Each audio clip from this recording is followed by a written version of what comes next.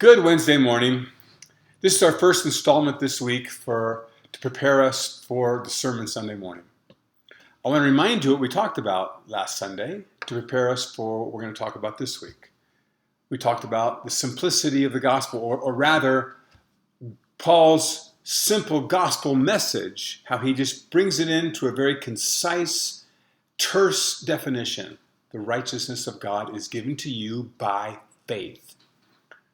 Let's read verses 16 and 17 to remind us what we did yesterday or this past Sunday. For I am not ashamed of the gospel, for it is the power of God for salvation to everyone who believes, to the Jew first and also to the Greek. For in it is in the gospel, the righteousness of God is revealed from faith for faith. As it is written, the righteous shall live by faith. I suggested to you Sunday that a better translation would be the NIV. That is, the righteousness of God is revealed from faith or by faith from beginning to end. It's the doctrine of justification by faith alone. It's only by faith that we gain the righteousness of God through Jesus Christ. So Paul having established that, he's now going to talk about in chapter 1, verse 18, through chapter 3, verse 20, the sinfulness of mankind, both Jews and Gentiles.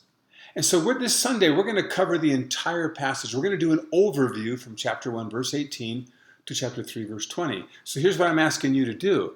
I'm asking you to read this passage again, chapter 1, verse 18 through chapter 3, verse 20. If you want to add some verses beginning and end to get a larger context, please do.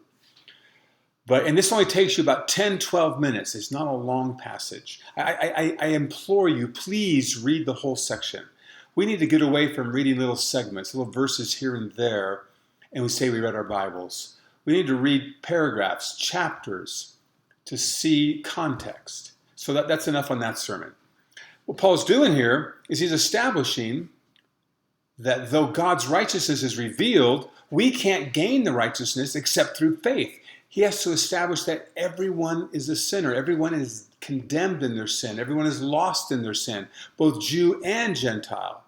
Paul is going to use this literary device called a diatribe, especially starting in chapter 2. A diatribe is where Paul will pick an opponent, and he will put arguments in that opponent's mouth, and he will argue against that opponent as that opponent describes why you're righteous by the law, and Paul will decimate the argument. It's typical of Paul's writings.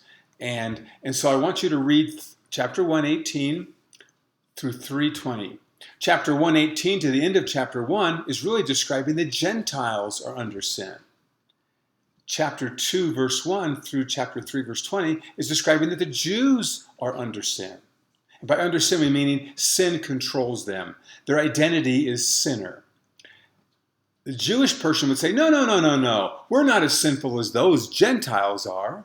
And Paul has to present this long argument to say whether you're Jewish or Gentile, whether you understand the law or you don't, whether you think you keep the law or you know you don't, because in the end, Paul's going to say no one keeps the law, Jew or Gentile. Everybody is a sinner. Everyone falls short of the glory of God, Romans 3:23. So let me just read you a few verses to get you ready for this. Chapter 1, verse 18.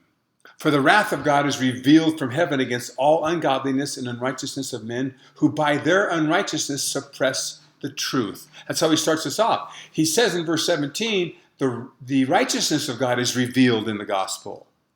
Then he starts 18, but the wrath of God is revealed from heaven against all ungodliness and unrighteousness of men. God is righteous, men are not. So he goes through the whole section and describes our unrighteousness. And this is how he ends it in chapter 3, verse 19.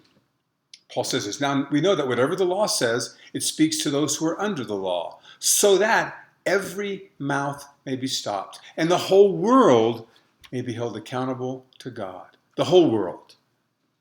For by works of the law, no human being will be justified in his sight, since through the law comes knowledge of sin. You see, God didn't give us the law to allow us to achieve our own righteousness. God gave us the law of Moses. The Ten Commandments is the introduction to that law. We talked about that Sunday. God gave us this law to show us we fall short. We fall miserably short of gaining the righteousness of God by obedience to commands. Leaves us hopeless. That's why Paul has to establish this in this long section. We must understand our hopelessness and our sin so that we can grasp the righteousness of God has been given to us as a gift if we would just believe. So please, in preparation for Sunday, I want you to read Romans chapter 1, verse 18 through chapter 3, verse 20. And we'll talk to you Friday about some specifics in this section of what we can focus on as we get ready for Sunday. Look forward to seeing you